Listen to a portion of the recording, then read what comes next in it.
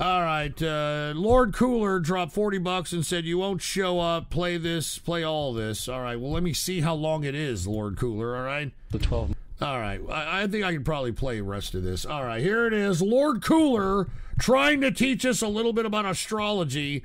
For all those that don't know Lord Cooler, he's the resident astrologer here at the Ghost Show, and he's the kind of guy that bases his whole life decisions on the twinkle in Orion's penis. So let's go ahead and take a listen to what Lord Cooler dropped a $45 bill for, all right? Months of the year, the 4 seasons, and the solstices, and... Oh, wait a minute. This is a clip off of the Zeitgeist movie, dude. I mean, this is like 2003 or 4, whatever the fuck this shit came out. Equinoxes. The term zodiac relates to the fact that constellations were anthropomorphized or personified as figures or animals.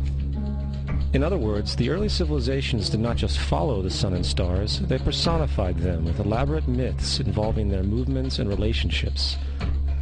The sun, with its life-giving and saving qualities, was personified as a representative of the unseen creator or God. God's son, the light of the world, the savior of humankind. Likewise, the 12 constellations represented places of travel for God's son, and were identified by names, usually representing elements of nature that happened during that period of time. For example, Aquarius, the water bearer, who brings the spring rains. This is the age of Aquarius. He is the sun god of Egypt of around 3000 BC. He is the sun, anthropomorphized, and his life is a series of allegorical myths involving the sun's movement in the sky.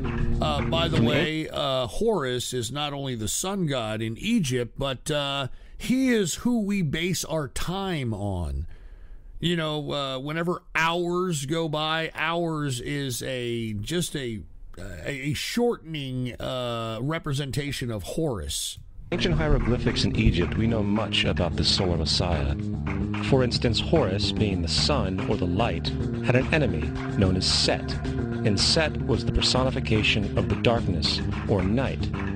And, metaphorically speaking, every morning Horus would win the battle against Set, while in the evening Set would conquer Horus and send him into the underworld. That is correct. That's why every time as the sun goes down, we call it sunset. Isn't that ironic? It is important to note that dark versus light, or good versus evil, is one of the most ubiquitous mythological dualities ever known, and is still expressed on many levels to this day. Broadly speaking, the story of Horus is as follows. Horus was born on December 25th of the Virgin Isis Mary. His birth was accompanied by a star in the east, which, in turn, 3 kings followed to locate and adorn the newborn Savior. At the age of 12, he was a prodigal child teacher, and at the age of 30, he was baptized by a figure known as Anup, and thus began his ministry.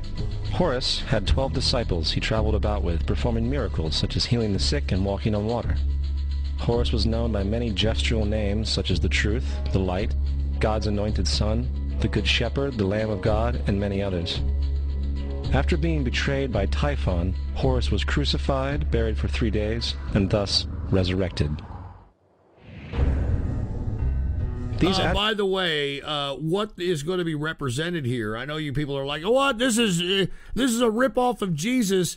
Most old religions have kind of gathered this same story, this allegory that is going to be repeated. This is what the guy who created Zeitgeist tries to represent here. Attributes of Horus, whether original or not, seem to permeate many cultures of the world, for many other gods are found to have the same general mythological structure.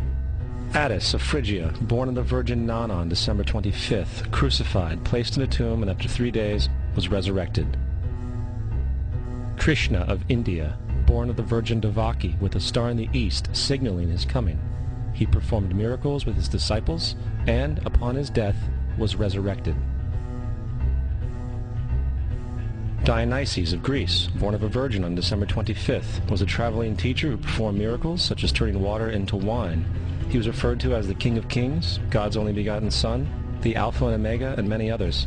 And upon his death, believe it or not, Dionysus was was Alexander the Great's mother's god. FYI. Was resurrected. Mithra of Persia, born of a virgin on December 25th. He had 12 disciples and performed miracles. Mithra is actually what Darius, or King Darius, or whatever you want to call him, actually worshiped prior to being conquered by Alexander the Great. And upon his death was buried for 3 days and thus resurrected. He was also referred to as the Truth, the Light, and many others. Interestingly, the sacred day of worship of Mithra was Sunday.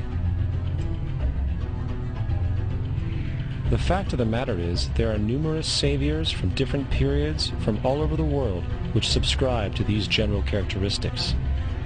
The question remains, why these attributes? Why the virgin birth on December 25th? Why dead for 3 days in the inevitable resurrection? Why 12 disciples or followers? To find out... Now, what Peter Joseph, who's the guy that's narrating this, who's a fucking New Age socialist kookster, I just want to put that out there, he's going to say that everything is celestial, which is the half-truth, believe it or not. But the breadcrumbs that he does give in Zeitgeist should get people, you know, at least a little bit of an understanding that what we see in the sky is a lot of what is being worshipped here on Earth, so above as below. Let's examine the most recent of the solar messiahs. Jesus Christ was born of the Virgin Mary on December 25th in Bethlehem. His birth was announced by a star in the east, which 3 kings or magi followed to locate and adorn the new Savior. He was a child teacher at 12, and at the age of 30 he was baptized by John the Baptist, and thus began his ministry. Jesus had 12 disciples, which he traveled about with, performing miracles such as healing the sick, walking on water, raising the dead. He was also known as the King of Kings, the Son of God, the Light of the World, the Alpha and Omega, the Lamb of God, and many, many others. After being betrayed by his disciple Judas and sold for 30 pieces of silver, he was crucified, placed in a tomb, and after 3 days was resurrected and ascended into heaven. First of all, the birth sequence is completely astrological. The star in the east is Sirius, the brightest star in the night sky, which on December 24th now, hold on. I just with took a hit of tobacco. Please excuse me. Now, what did I tell you about Sirius? I told you that the elites in this country, they don't oblige the solar calendar or the calendar that we all oblige. They oblige a completely different calendar, and it's the calendar of Sirius. Okay? Believe it or not, the Sirius star has a big, huge significance in not just Satanism, but also Masonry and all the secret societies. Whenever you look at Masonic artwork, whenever you see a ladder going into the heavens, which is called Jacob's Ladder, it's actually going up into the Sirius star. That's where Masons believe heaven is, etc. So just FYI, just letting everybody know. 3 brightest stars in Orion's belt. These 3 bright stars in Orion's belt. And by the way, what did I tell you about Lord Cooler and being obsessed with Orion's penis? Just saying. Are called today what they were called in ancient times, the 3 kings. And the 3 kings and the brightest star, Sirius, all point to the place of the sunrise on December 25th. This is why the 3 kings follow the star in the east, in order to locate the sunrise, the birth of the sun.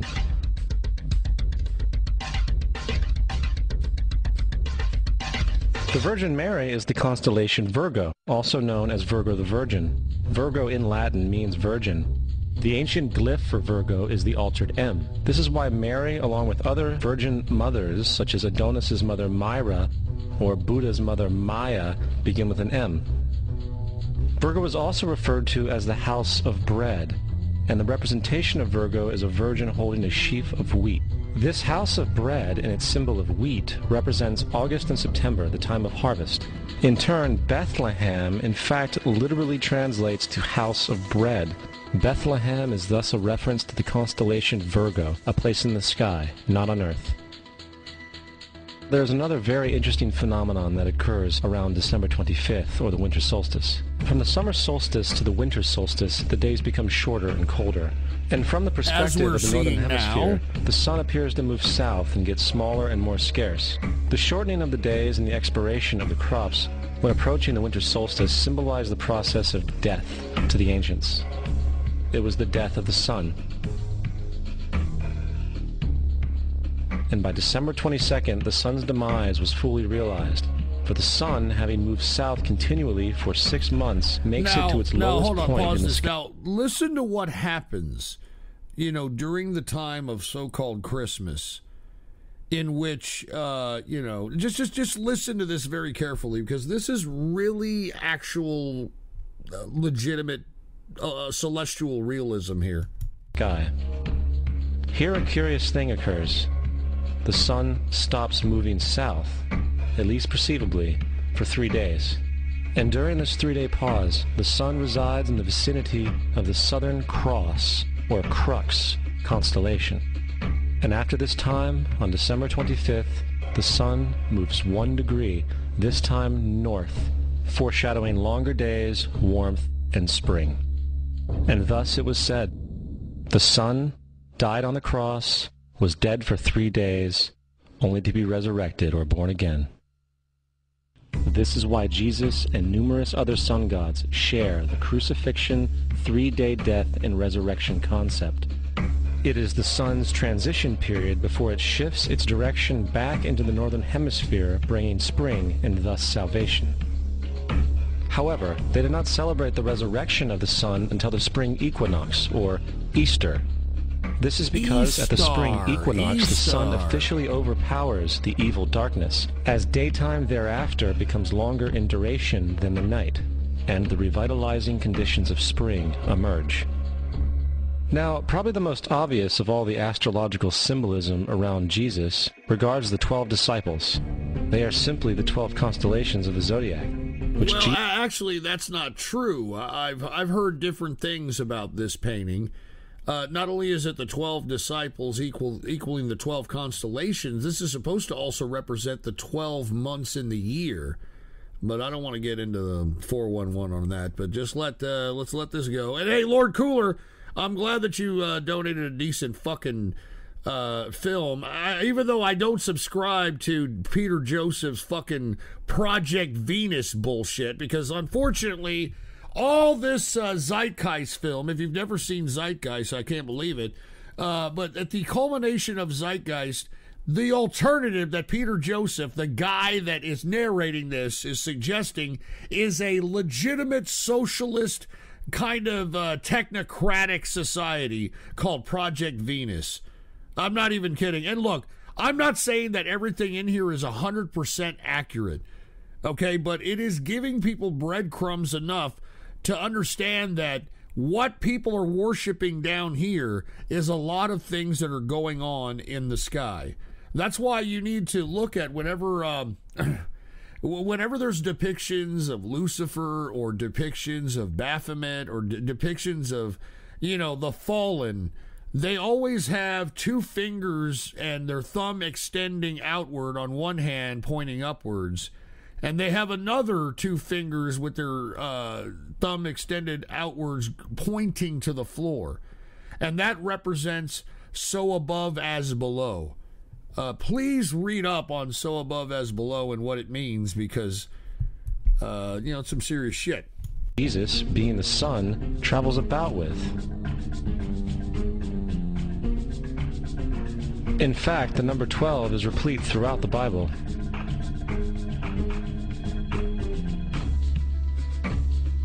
This text has more to do with astrology than anything else.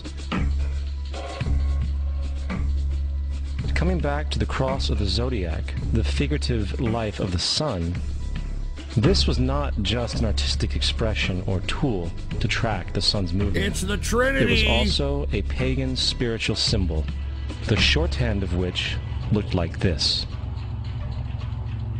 This is not a symbol of Christianity. It is a pagan adaptation of the cross of the zodiac.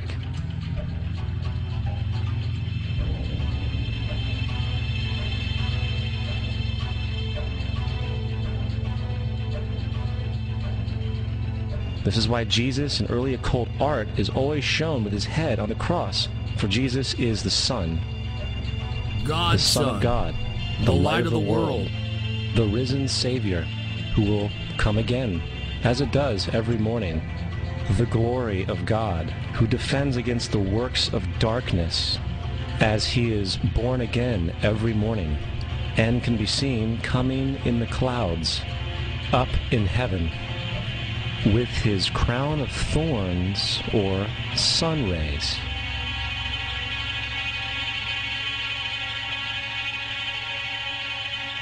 Now, of the many astronomical metaphors in the Bible, one of the most important has to do with the ages. Throughout the scriptures, there are numerous references to the age. Now, this is a very interesting thing that people need to listen to, because I want to be honest with you. He's throwing people breadcrumbs to understand what the zodiac and constellations and the whole reason why that's even pertinent is because things have happened throughout the ages, and he's going to describe the age of the ram. We are currently in the age of Pisces, and right now we're in a transition from Pisces into Aquarius. And that's what he's going to describe right here. To understand this, we need to be familiar with a phenomenon known as the precession of the equinoxes. The ancient Egyptians, along with cultures long before them, recognized that approximately every 2150 years, the sunrise on the morning of the spring equinox would occur in a different sign of the zodiac. This has to do with a slow, angular wobble that the Earth maintains as it rotates on its axis. It is called a precession because the constellations go backwards rather than through the normal yearly cycle. The amount of time it takes for the precession to go through all 12 signs is roughly 25,765 years. This is also called the Great Year, and ancient societies were very aware of this, and they referred to each 2150-year period as an age. From 4300 BC to 2150 BC, it was the age of Taurus, the bull. From 2150 BC to 1 AD, it was the age of Aries, the ram. And from 1 AD to 2150 AD, it is the age of Pisces, the age we are still in to this day. And in and around 2150, we will enter the new age, the age of Aquarius. Now, the Bible reflects, broadly speaking, a symbolic movement through 3 ages while foreshadowing a 4th. In the Old Testament, when Moses comes down Mount Sinai... Yeah, I was just about to go into the Moses when, he went up into the mountains and tried to find the 10 Commandments, and when he came down... the people that followed him to this point were worshiping a golden calf. And, I think Peter Joseph is going to describe that. With the 10 Commandments, he is very upset to see his people worshiping a golden bull calf. In fact, he shattered the stone tablets and instructed his people to kill each other in order to purify themselves. Most biblical scholars will attribute this anger to the fact that the Israelites were worshiping a false idol or something to that effect. The reality is, the golden bull is Taurus the bull, and Moses represents the new age of Aries the ram. This is why Jews even today still blow the ram's horn. Yeah, that's why, that's exactly right. If you ever know who, Hasidic Jews are, they blow the ram's horn because much of their power and influence throughout civilization came from this age. So they pay homage to the age by blowing out of the ram's horn. Moses represents the new age of Aries, and upon the new age, everyone must shed the old age. Other deities mark these transitions as well, such as Mithra, a pre-Christian god who kills the bull in the same symbology. Now Jesus is the figure who ushers in the age following Aries, age of Pisces, or the two... Jesus, what represents a Christian? That fish, that outline of a fish that people put on their cars and all that shit. Fish. Fish symbolism is very abundant in the New Testament. Jesus feeds 5,000 people with bread and 2 fish. When he begins his ministry walking along Galilee, he befriends 2 fishermen who follow him. And I think we have all seen the Jesus fish on the back of people's cars. Little do they know what it actually means. It is a pagan astrological symbolism for the sun's kingdom during the age of Pisces. Also, Jesus' assumed birth date is essentially the start of this age. At Luke 22:10, when Jesus is asked by his disciples where the next Passover will be after he is gone, Jesus replies, "Behold, when ye are entered into the city, there shall a man meet you, bearing a pitcher of water. Follow him into the house where he entereth in." This scripture is by far one of the most revealing of all the astrological references. The man bearing the pitcher of water is Aquarius, the water bearer, who is always pictured as a man pouring out a pitcher of water. He represents the age after Pisces, and when the sun, God's son, leaves the age of Pisces, Jesus, it will go into the house of Aquarius, as Aquarius follows Pisces in the precession of the equinoxes. All Jesus is saying is that after the age of Pisces will come the age of Aquarius. Now there are some people that believe that this 2150 AD was kind of mixed up in time, and we're actually currently entering in right now the age of Aquarius. And there are many people that are satanic worshipers that believe this shit. I'm going to show you something right after this, okay? Because let me just show you how serious these Satanists are when it comes to the age of Aquarius being happening here right before our eyes. Now, we have all heard about the end times and the end of the world.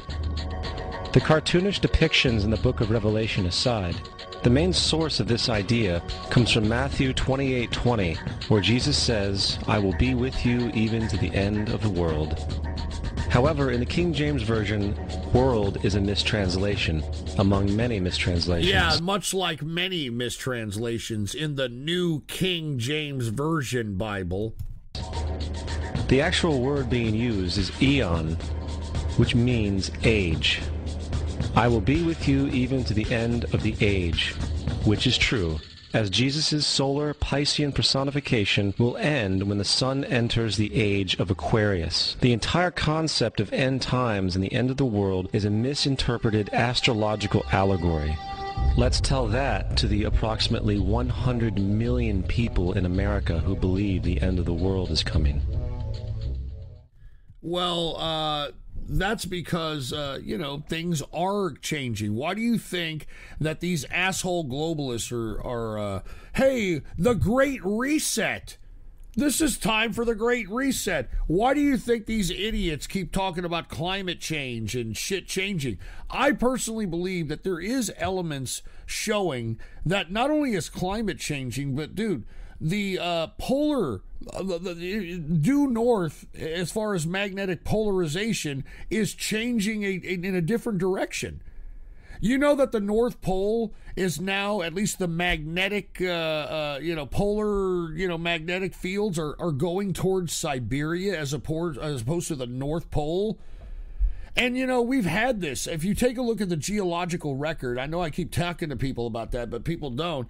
The geological record shows that we have had all kinds of shit. We've had ice ages. We've had volcanic activity. We've had magnetic reversals. We've had polar shifts. We've had all kinds of shit throughout the millions of years, and the geological record shows that. Now, back to the age of Aquarius. There's a very interesting movie called The 40-Year-Old Virgin, okay?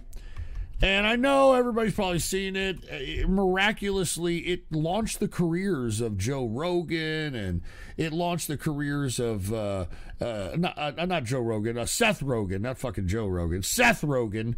It launched the career of Jonah Hill. It launched the career of Steve Carell, the black guy. Everybody in that movie became some big fucking shit, right? Well, I think that people need to realize that there was a very interesting ending during the credits of that movie. All right? And I want you all to take a look at it, okay? Because this is what I'm talking about. Everybody in Hollywood, all these fucking people that pray to Satan or that are evil or whatever evil deity, take a look at what's going on here, okay? This is the end of the 40-Year-Old Virgin, okay? If you haven't seen the 40-Year-Old Virgin, then look away. This is kind of a, it's kind of a fucking spoiler. But anyway, he finally fucking marries this bitch with kids, or fucking, whatever. Fucks this bitch with kids, whatever, okay? This is the end of the movie. This is the absolute end of the movie. Watch. And it doesn't even make sense why this is even happening at the end of the movie. It makes absolutely no sense. When the moon is in the 7th house and Jupiter aligns with Mars, then peace will guide the planets and love will steer the stars. This is the dawning of the age of Aquarius, the age of Aquarius.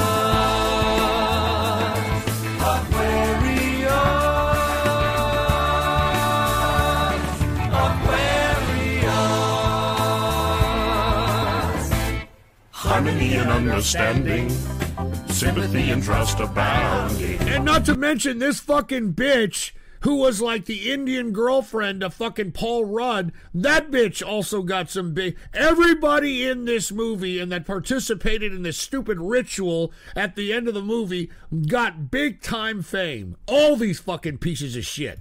No more falsehoods or derisions, golden living, dreams of visions, mystic crystal revelations, and the mind's true liberation. Aquarius.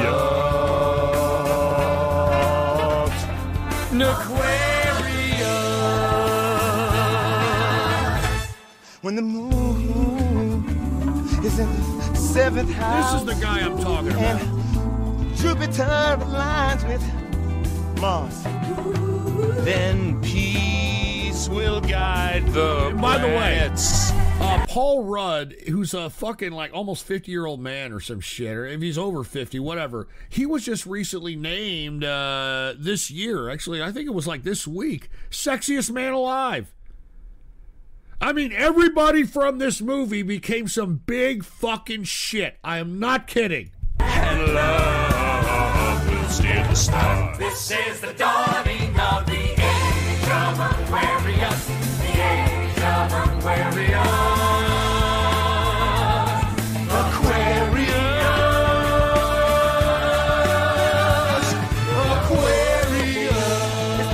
baby.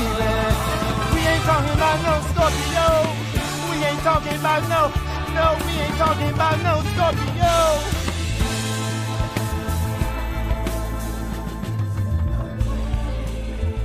Anyway, I think we get the point. Anyway, we don't need to see the whole fucking thing, but I mean, doesn't anybody else find that weird? The whole movie was a comedic kind of bit about this guy being a 40-year-old virgin. And to be honest with you, before incels and people that were growing up to be 40-year-old virgins, if you take a look at this movie, I mean, this movie was made in like, what, 2004 or some shit? When the fuck? 2005. 2005 was when it was made. This was before we had incels, before we had MGTOW. This is when this kind of described what the future hold. You know, the 40-year-old virgin was this guy who, for whatever reason, was socially awkward, but he worked hard, and he lived in an apartment, and he collected toys. He collected toys, and he was kind of a fucking immature kid. Had a bunch of video games, played the whole shit. And by the way, I also want to take into consideration, I'm not trying to sound like Lord Cooler here, but I do believe that celestial things do happen. And I think that you people need to realize that in 2017, something very interesting happened. The birth of the man-child happened celestially in 2017. And I think that you people need to recognize, look, just look up birth of the man-child constellations or some shit like that. I don't want to explain it to you. I don't want to get into a big fucking debate about it. But what ended up happening is that there was, I believe, Virgo, the constellation Virgo, was actually, in celestial terms, giving birth to a, how the stars aligned up. That's what it was technically meaning. The stars were lined up, and Virgo, the Virgin, was giving birth to the birth of the man. You know what? Let me look it up just to show you fucking idiots, because I know half you fucking tards ain't gonna fucking look it up unless it was fucking video game shit. Birth of the Man-Child, okay, 2017. That's, how about that? Put that, Birth of the Man-Child 2017. All right, here it is. Where is it? Hold on, this is a ministry talking about it. Can we just get some? Yeah, here it is. Woman of Apocalypse. All right, never mind. I don't want to get into this. It'll scare you fucking people a little bit too much about it. But anyway, it happened. And I think that you people need to go take a look at it. And it's going to harsh my mellow. It's going to harsh everybody else's mellow if I talk about it. Because, believe it or not, there was a lot of folks that were in the inner circle at that time that were talking about this. We discussed this in the inner circle about, man, the birth of the man-child is happening. And, you know, what does that mean? Everybody's going to be a bunch of fucking, tards, and everybody's just going to fucking collect toys, and nobody's... Dude, that's exactly what happened. That's exactly what happened. And as every year goes by, it's getting worse and worse. We just saw a video of some trans testicle reviewing diapers. And the reason that trans testicle was reviewing diapers is because that fucking trans testicle wants to live as a baby. If that isn't man-child, I don't know what the fuck is. And look, please read about it yourself. All right, it was a celestial thing, believe it or not. I'm surprised Lord Cooler doesn't even know about it. But after that fucking birth of the man-child happened, that's when all hell started breaking loose when it came to this fixation of young people.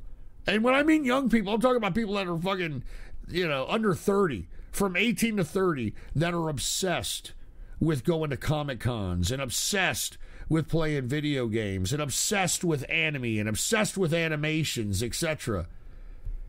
And it just seems to be getting more and more prevalent, and it's fucking sad. And you see, unfortunately, whenever you try to talk to these people, whenever you try to talk to people about, hey man, why the fuck are you doing this shit? Why are you doing this shit? It's like they turn off their brain and exit stage left and pretend that they don't even hear you. And then when they're around all these other fucking losers who, fucking obsess over these cartoons, they're all gun-ho. I mean, it's fucking sick, dude. It's fucking sick. I mean, this is what pissed me off this past Halloween, okay? I told you guys I was supposed to go to a fucking party. Unfortunately, the party got canceled because the people that were holding it, they're getting divorced. I don't know what the fuck happened, all right? But they're getting divorced, so I said, okay, I'm not going to let this fucking ruin my Halloween. Let me go to the store and let me get some candy, and I'll put the light on and I'll give candy away, etc., right? It was Halloween night, so there was no candy, so I was going to from aisle to aisle and going to the candy shelf area, just getting boxes of candy bars, and that's what I was giving out. When I went home and I put my fucking light on, it was mostly fucking adults. I mean, don't get me wrong, there were some sparse children, and that's great. Mostly fucking adults that were out here trick or treat. And dude, I don't want to cause a problem. I don't want to be like, look, you're a fucking adult. I'm not giving this shit to you. I was like reluctantly giving these fucking people candy.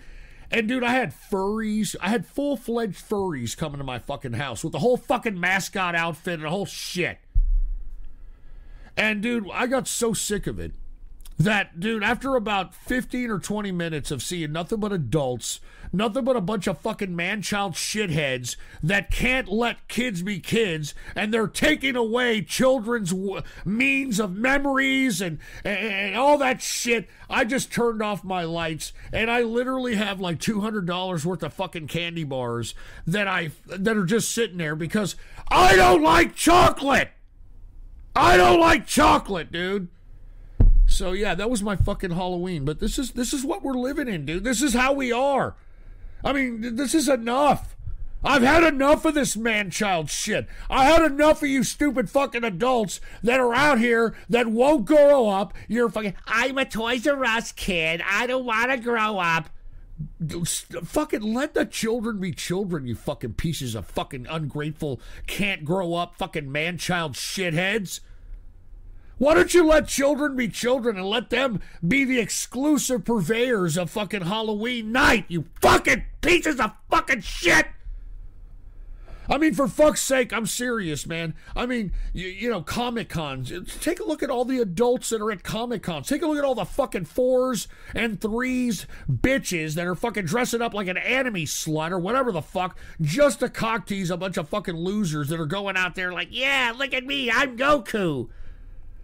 I'm not even fucking kidding, dude. That's why all of you fucking people that continue to donate me fucking anime or brony bullshit, I don't give a shit how much you fucking donated to me. I will never be okay with that crap. Never. Never. And I wish that many of you people that, look, I'm not saying that you don't have to watch, you know, if you want to watch cartoon, you do whatever you want. Stop fangirling over this shit. Stop robbing children the abilities to have and create the innocent fucking nature of the I mean, it just pisses me off, dude. It just pisses me off. And dude, hey, the Yu-Gi-Oh, come on, dude. You think I play fucking Yu-Gi-Oh, you fucking stupid shithead? All right, give me a fucking break. Can we expose the fourth wall here for a second, you fucking moron? All right? Jesus Christ, but no, you play Yu-Gi-Oh! Yeah, get the fuck out of here. Do you think a fucking person like myself actually plays fucking Yu-Gi-Oh, you dumb fucking stupid shithead? Give me a fucking break. I mean, good God, man. Good. Anyway, look, I'm just saying, it's time for you fucking dumb old people that are, and when I mean old, I'm talking about 18 years of age and more. Let the children be children.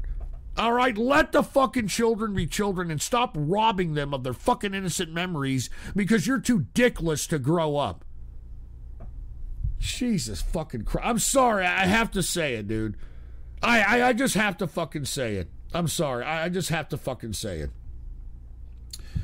Anyway, Lord Cooler, I'll give you props on that donation. That was a pretty good donation. If you have not seen Zeitgeist, go ahead and fucking hook up with the first one. The second one was a complete and utter piece of shit propaganda shitbag. So don't even bother, you know, listening to the second one. But just remember that what he's doing there is not the whole truth. It's breadcrumbs because everybody has an agenda. Always remember that shit. I mean, even though Peter Joseph is giving you this fucking information in this Zeitgeist movie, his agenda is to promote his Project Venus technocratic socialism bullshit. All right? And what's my agenda? Capitalism, baby. Capitalism and freedom. It's as simple as that.